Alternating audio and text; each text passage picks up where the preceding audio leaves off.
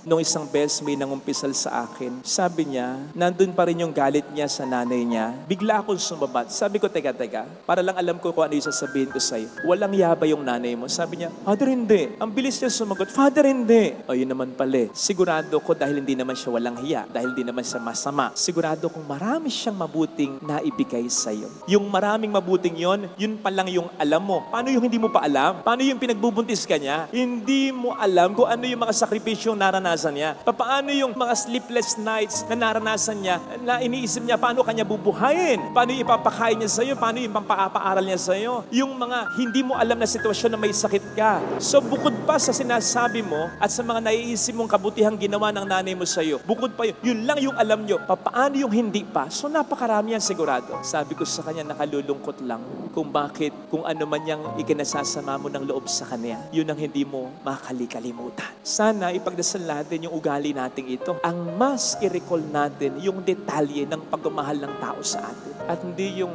isa, dalawa, kahit mga 10 yung pagkakamali sa atin. Kung all throughout their lives and our lives naman, naging mabuti at mapagmahal sila sa atin.